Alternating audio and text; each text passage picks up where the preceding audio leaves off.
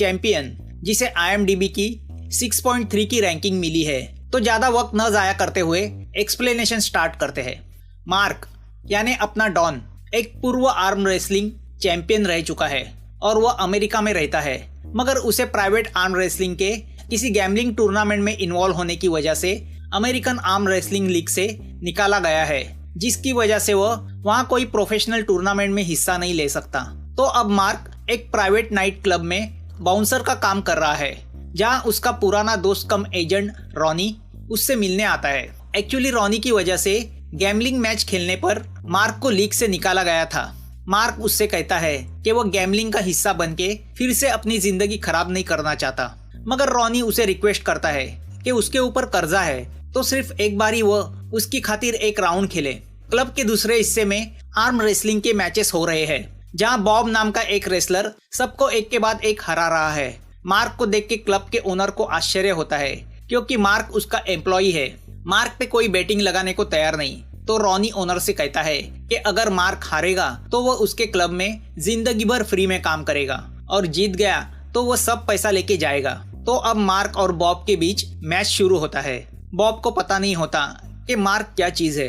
Mark न सिर्फ ताकतवर है, बल्कि उसे आर्म रेसलिंग के सब टेक्निक्स भी भली भांति पता है। बॉब मार्क को हराने की बहुत कोशिश करता है, मगर मार्क का हाथ 1 इंच भी नहीं हिलता।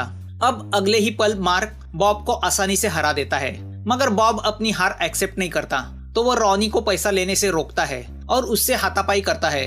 तो अब मार्क बीच में आके बॉब और उसके साथियों को मारता है। रॉनी मार्क से कहता है कि उसे जल्दी है, तो वह मार्क को फिर से मिलने का वादा करके वहां से निकल जाता है। यहाँ कस्टमर के साथ हाथापाई करने की वजह से क्लब का ओनर मार्क को चाटा मार के काम पे से निकाल देता है। मार्क जाते जाते ओनर को वार्न करता है कि अगली बार उसने उसे टच किया तो ही विल बी डेड। अब मार्क एक फूड मॉल में सिक्योरिटी ऑफिसर की नौकरी पकड़ता है कि तभी एक दिन उसे रॉनी का फोन आता है। वो उससे कहता है कि कोरिया में आर्म रेसलिंग की टूर्नामेंट होने वाली है, तो रॉनी चाहता है कि मार्क उसमें हिस्सा ले, बाकी का बिजनेस रॉनी संभालेगा। मार्क के अंदर का रेसलर उसे शांति से बैठने नहीं देता, तो वह अपना अमेरिकन आर्म रेसलिंग चैंपियन का मेडल लेके कोरिया की ओर निकल पड़ता है। कोरिया में एयरपोर्ट पे रॉनी उसे रिसीव करता है। मार्क भले कोरिया में जन्मा हो, मगर उसकी परवरिश अमेरिका में हुई है, तो उसकी इंग्लिश तो अच्छी है, मगर कोरियन खराब है। रॉनी मार्क को लेके रेस्टोरेंट जाता है। अपने साइज के हिसाब से मार्क का खाना भी होता है, जिसका आसपास के लोगों को ताज्जुब होता है। अब रॉनी मार्क से कहता है कि कार्लो नाम का एक लोन शार्क है जो स्पोर्ट्स में बैटिंग करता है, उससे फायदा उठा के हम करोड़ों कमा सकते हैं। मार्क फिर से गैम्बलिंग में फंसना नहीं चाहता, मगर रॉनी उससे कहता है कि वह गैम्बलिंग नहीं, बेटिंग है, जो एक तरह का बिजनेस है। अब दोनों घूमने जाते हैं, तो लोग मार्क को टूरिस्ट अट्रैक्शन समझ के उसके साथ फोटो निकालते हैं। रात को रॉनी मार्क को होटल छोड़ के चला जाता है। रूम में रॉनी ने मार्क के लिए गिफ्ट के तौर पे एक मोबाइल छोड़ा होता है, जिस पर मार्क की माँ का लोकेशन होता है। दूसरी ओर रॉनी अपने बिजनेस प्रपोजल को लेके जबरदस्ती कार्लो से मिलता है। कार्लो उसे उल्टा लटकाता है। रॉनी कार्लो को मार्क का करियर बायोडाटा देता है। वो कार्लो से कहता है कि इस बार बड़ी ब्रॉडकास्टिंग कंपनी आर्म रेसलिंग के इवेंट को कवर करने वाली है, तो बड़ा धमाका होने वाला है, जिसका फायदा उठा के बेटिंग करके बहुत पैसे कमाए जा सकते हैं। और मार्क जैसा टॉप का रेसलर हाथ में हो तो करोड़ों कहीं नहीं। तो उस पर कार्लो रॉनी से कहता है कि बेटिंग में विनिंग के साथ लूजिंग भी जरूरी होता है। रॉनी कहता है कि प्रॉफिट हो तो मार्क को भी कंट्रोल किया जा सकता है। तो अब कार्लो रॉनी को मार्क से मिलवाने कहता है। दूसरे दिन मार्क मोबाइल पे दिए गए लोकेशन को फॉलो करते हुए उसकी माँ के घर पहुंचता है, जहां उसे 2 क्यूट से बच्चे मिलते हैं, बबली और बंटी। बबली तो मार्क के साइज को देख के उसे बिस्ट कहती है। बबली से मार्क को पता चलता है कि वह उनकी ग्रैंडमा का घर है, तो मार्क को लगता है कि उसकी माँ ने दूसरी शादी की हो, तो वह बिना कुछ कहे वहाँ से निकल जाता है। घर में उन बच्चों की माँ कैसी होती है। बबली उसे कहती है कि उसने उनके घर के सामने एक ह्यूज आदमी को देखा। वो विंडो में से कैसी को मार्क दिखाती है। उसे देख के कैसी भी टेंशन में आती है। रात को रॉनी मार्क और कार्लो की मुलाकात करवाता है। मार्क को पहली ही नजर में कार्लो पसंद नहीं आता। मार्क की पावर देखने के लिए कार्लो उसकी एक लोकल आर्म रेसलर से मैच करवाता है। मार्क उस आर्म रेसलर को आराम से हरा देता है। अब एक एक करके दूसरे आर्म रेसलर मार्क को आजमाते हैं, मगर मार्क सबको हराता है। दरअसल वह डेमोन्स्ट्रेशन होता है किसी बिलियनियर बिजनेसमैन इन्वेस्टर को दिखाने के लिए, जिसका नाम एडवर्ड होता है, जो कार्लो का फाइनेंसर भी होता है। मार्क का परफॉर्मेंस देख के एडवर्ड उस पर बेटिंग के पैसे लगाने को तैयार होता है। दूसरी ओर हमें पता चलता है कि कैसी का एक छोटा बुटीक है जो कैसे पैसे चल रहा है। वह रात भर उस बुटीक में काम करती है और सुबह घर जाके सोती है। उस पर कार्लो का कर्जा भी है, फिर भी बड़ी एनर्जी के साथ वह जिंदगी जी रही है। अब चूंकि मार्क को स्पॉन्सर मिल जाता है तो दोनों एक 5 स्टार होटल में रहने जाते हैं और वहाँ की शानो शौकत का लुत्फ उठाते हैं। तभी रॉनी को कार्लो का मैसेज आता है कि मार्क को कल के प्राइवेट मैच में पहली राउंड में जीतना है तो दूसरी राउंड में हारना है। रॉनी को समझ में नहीं आता कि वो मार्क को हारने के लिए कैसे कन्विंस करे। यहाँ सुबह कैसी घर में आती है तो बंटी उससे पूछता है कि क्या उसने उसके शूज लाए, मगर कैसी काम का बहाना बना के उसे टाल देती है। दोनों बच्चे स्कूल चले जाते हैं। उनके जाने के बाद वह एक बॉक्स खुलती है जिसमें एक फोटो में छोटा मार्क अपनी माँ के साथ दिखाई देता है। उसी वक्त मार्क अपनी माँ के बारे में पूछताछ करने फिर से उसकी घर की तरफ आता है तो रास्ते में उसकी मुलाकात बंटी बबली से होती है। मार्क उनसे पूछता है कि क्या उनकी ग्रैंड माँ का नाम जेनी है। बच्चे हाँ कहते हैं। बच्चों से उसे पता चलता है कि घर में अब उनकी माँ है, मगर बंटी मार्क को धमकी देता है कि अगर वह वापस आया तो वह पुलिस को बुलाएगा। दूसरी ओर कार्लो डैनी को फोन करके रात के मैच पे आने का इनविटेशन देता है। डैनी नेशनल लेवल का आर्म रेसलिंग चैंपियन है। कार्लो चाहता है कि डैनी मार्क को रेसलिंग के वक्त देखे और अपनी एक्सपर्ट ओपिनियन दे कि क्या मार्क करोड़ों रुपए लगाने के वर्थ है। यहाँ मार्क कैसी का पीछा करते हुए उसके बुटीक तक आता है जो रेसलिंग क्लब के नीचे ही होता है। उसे उस पर वॉच रखते हुए रॉनी देखता है तो कैसी भी मार्क को वहाँ देख के टेंशन में आती है। रॉनी मार्क को एक रेस्टोरेंट ले जाके उसे डरते हुए कहता है कि उसे पहला राउंड जीतना है और दूसरा हारना है क्योंकि यह बिजनेस है। और कमाल की बात यह होती है कि मार्क भी मान जाता है जिससे रॉनी को भी आश्चर्य होता है।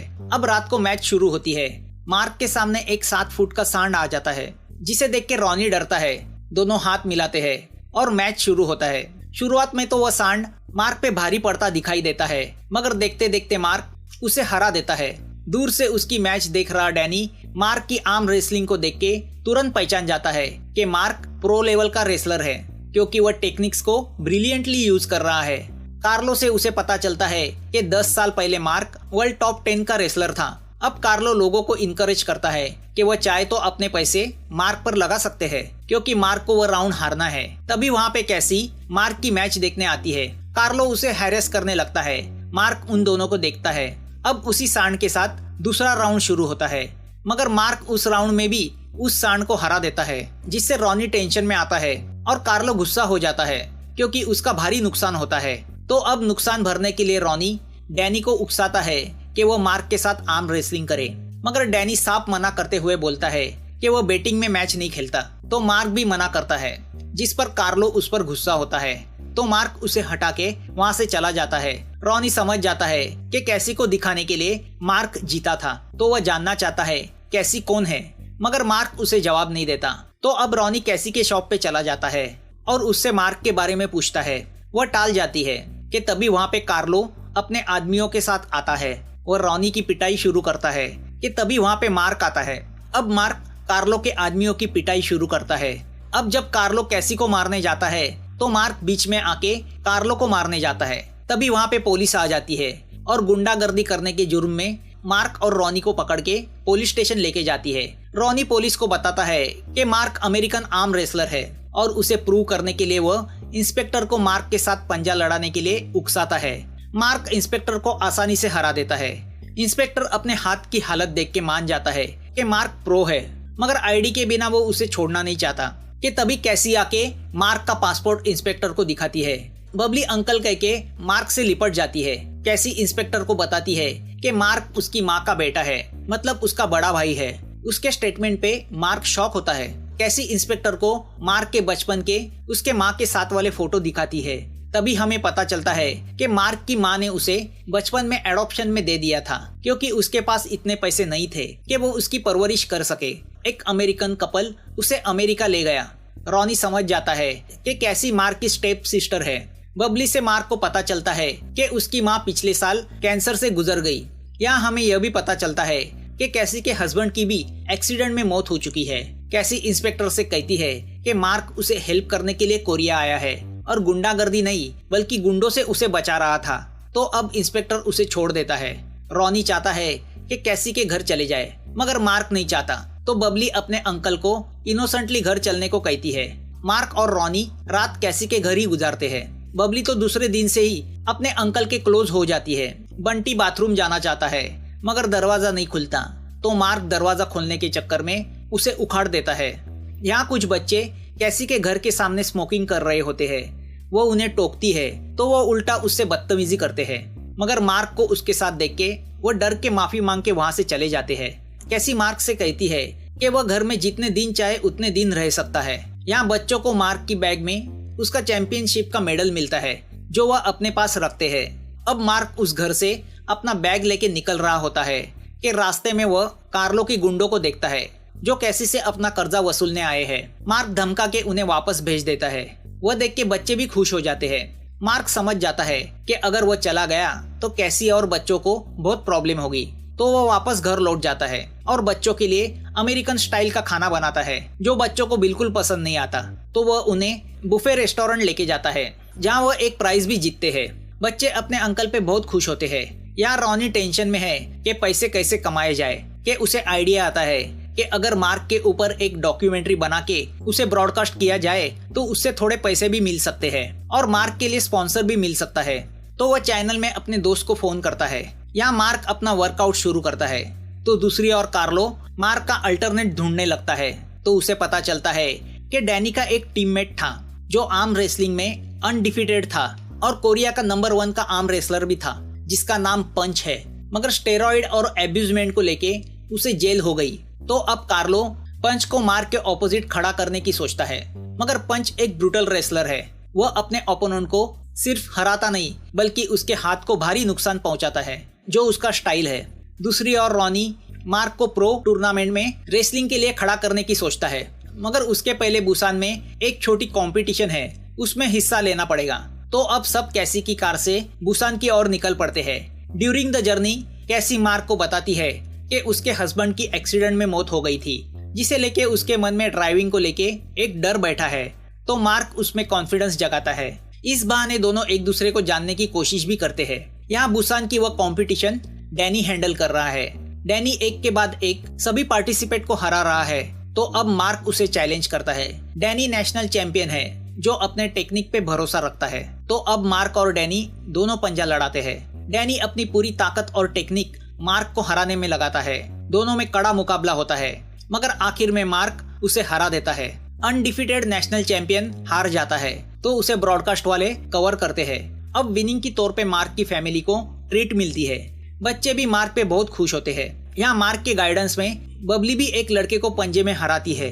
सब लोग वह ट्रिप एंजॉय करते हैं। रात को कैसी मार्क से पूछती है कि क्या वह अपनी माँ के मेमोरियल जाना चाहेगा, मगर मार्क को इस बात का गुस्सा है कि उसकी माँ ने बचपन में उसे छोड़ दिया। अब हंसी मजाक में कैसी मार्क से पंजा लड़ाती है और मार्क भी उससे हारना पसंद करता है। यहाँ मार्क के ऊपर की डॉक्यूमेंट्री तैयार हो जाती है जो कैसी और बच्चे देखते हैं और जेल में पंच भी उसे देखता है। एक दिन रोज की तरह बंटी कैसी से अपने शूज के बारे में पूछता है और वो रोज की तरह टाल देती है, मगर दरअसल वो शूज लाई होती है और बंटी को सरप्राइज करना चाहती थी। मार्क बंटी के स्कूल जाके उसे शूज देता है और उससे कहता है कि तुम्हारी मम्मी को तुम्हारा बहुत ख्याल है। वहाँ खड़ा एक लड़का मार्क को गोरिल्ला कह के बुलाता है। तो मार्क उसकी माँ को इंग्लिश में कहता है कि वो गोरिल्ला नहीं, प्रोफेशनल आर्म रेसलर है। तो उस औरत को याद आता है कि उसने उसे टीवी पे देखा था, तो अब वो उसे रिस्पेक्ट से देखती है। छोटी बबली अपने मार्क अंकल से प्रॉमिस चाहती है कि वो चैंपियन बन के ही रहेगा। मार्क भी उसे प्रॉमिस करता है। रात को रॉनी अपने डैडी से मिलने जाता है जो एक पार्किंग अटेंडेंट है। यह बात रॉनी को पसंद नहीं।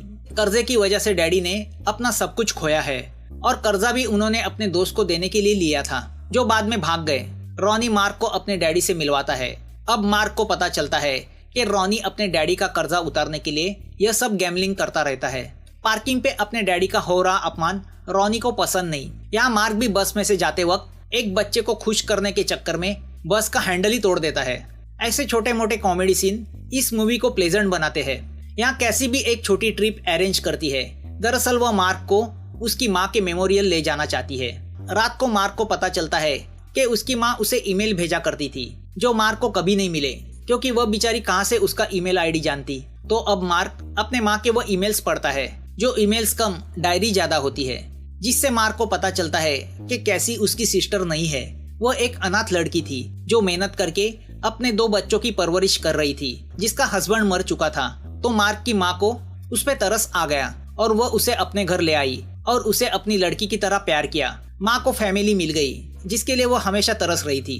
कैसी ने भी उसे माँ समझा और उसके मरने तक उसकी सेवा की। यहाँ दूसरी ओर इतनी मेहनत के बाद भी जब मार्क को स्पॉन्सर नहीं मिलता तो रॉनी फिर से कार्लो के पास चला जाता है।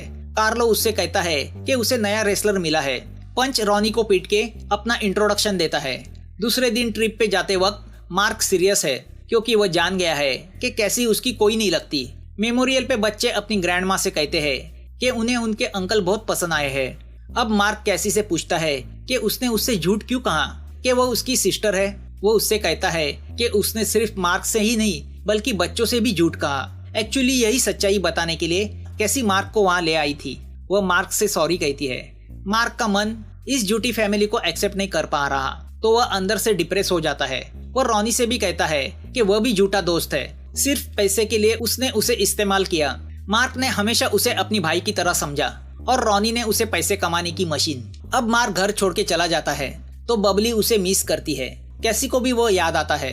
अब मार्क टूर्नामेंट के लिए तैयारी शुरू करता है तो दूसरी ओर रॉनी टूर्नामेंट में हिस्सा लेने वाले हर पार्टिसिपेंट को स्टडी करने लगता है और मार्क के लिए स्ट्रेटेजी बनाता है। मार्क अपनी पावर गेन करने के लिए हेवी एक्सरसाइज करने लगता है तो दूसरी ओर पंच अपने शरीर में स्टेरॉइड इंजेक्ट करता है। अब टूर्नामेंट का दिन आता है। बच्चे अपने मार्क अंकल की मैच देखना चाहते हैं मगर कैसी वहां जाके मार्क को और डिप्रेस नहीं करना चाहती। वह बबली से कहती है कि मार्क उनकी फैमिली नहीं है तो उस पर बबली इनोसेंटली पूछती है कि क्या सिर्फ फैमिली ही एक साथ रह सकती है, तो फिर हम ग्रैंड माँ के साथ क्यों रहते थे। कैसी जवाब नहीं दे पाती। यहाँ मार्क स्टेडियम पहुँचता है तो रॉनी उसे वो बुक देता है जिसने उसे पार्टिसिपेंट्स की स्ट्रेटेजीज को लिखा होता है। तो अब मार्क भी अपना गुस्सा छोड़ के रॉनी को माफ कर देता है। डैनी भी मार्क को ग्रीट करता है। कार्लो उन्हें बताता है कि वो दोनों पंच के हाथों बुरी तरह हारने वाले हैं। अब टूर्नामेंट शुरू होता है। मार्क, डैनी और पंच तीनों को अलग अलग ग्रुप में रखा गया है ताकि फाइनल में वह एक दूसरे के सामने आ सके। एंकर मार्क से उसकी सिस्टर और माँ के बारे में पूछती है मगर मार्क जवाब नहीं दे पाता। दूसरी ओर बच्चों को रहा नहीं जाता तो वह मार्क की मैच देखने स्टेडियम की ओर निकल पड़ते हैं। मैच में तीनों अपने अपने ओपोनेंट को हराने लगते हैं। पंच तो अपने ओपोनेंट का हाथी डिस्ट्रॉय करने लगता है। मार्क भी आसानी से अपनी सभी मैचेस जीतता है। मार्क की विनिंग हैबिट देख के एडवर्ड टेंशन में आता है क्योंकि उसके दोस्तों ने पंच पे पैसे लगाए हैं। तो अब कार्लो रॉनी को बुला के $200,000 का ऑफर देता है कि मार्क डैनी के साथ वाली मैच हार जाए क्योंकि पंच फाइनल में डैनी को आराम से हरा सकता है और चैंपियन बन सकता है। रॉनी पैसे लेता है मगर मार्क नहीं मानता और उसे पैसा वापस करने बोलता है क्योंकि इंटरनेशनल टूर्नामेंट में फिर से एंट्री करने का मार्क का वह आखिरी मौका होता है और वैसे भी मार्क ने बच्चों से वादा किया था कि वह चैंपियन बनेगा। यहाँ कैसी को पता चलता है कि बच्चे मार्क का मैच देखने गए हैं तो वह भी स्टेडियम की ओर निकल पड़ती है। अब बच्चों को देख के मार्क का हौसला भी बढ़ जाता है तो वह डैनी को बड़ी मेहनत से हरा देता है जिससे एडवर्ड बहुत डिप्रेस होता है। इस पर कार्लो रॉनी को पीटता है तो मार्क आके उसे बचाता है। अब फाइनल मैच में मार्क और पंच आमने सामने आ जाते हैं। कैसी भी वहां पहुंच जाती है। मार्क और पंच के बीच मैच शुरू होता है मगर पंच बेईमानी करके मार्क के अंगूठे को मरोड़ता है जिससे मार्क पेन में चला जाता है। अब दोनों के हाथ को स्ट्रैप लगा के मैच शुरू किया जाता है। घायल मार्क का फायदा उठा के पंच उस पे ओवर पावर होता है। मार्क हारने की कगार पे जाता है कि तभी उसकी नजर कैसी पे जाती है। वह समझ जाता है कि उस पे प्यार करने वाले लोगों की उस पे आस लगी है। अब मार्क पूरी जोश से पंच का मुकाबला करता है। सबकी सांसें रुक जाती है। मार्क अपनी पूरी पावर के साथ पंच को हराता है। मार्क चैंपियन बन जाता है। सबकी खुशी का ठिकाना नहीं रहता। अब अपनी स्पीच में मार्क माँ को सॉरी कहता है कि वह उसे आखिरी वक्त में मिल नहीं पाया मगर उसकी वजह से उसे एक सिस्टर मिली, नई फैमिली मिली। वह अपनी माँ को थैंक यू कहता है। अब इस जीत की वजह से मार्क के अमेरिकन लीग के रास्ते खुल जाते हैं। मार्क टूर्नामेंट के लिए अमेरिका आता है। बच्चे चैंपियन ट्रॉफी जीतने के लिए मार्क को गुड लक देते हैं। मार्क पूरे जोश और कॉन्फिडेंस के साथ स्टेडियम में एंट्री करता है और मूवी यहाँ खत्म होती है।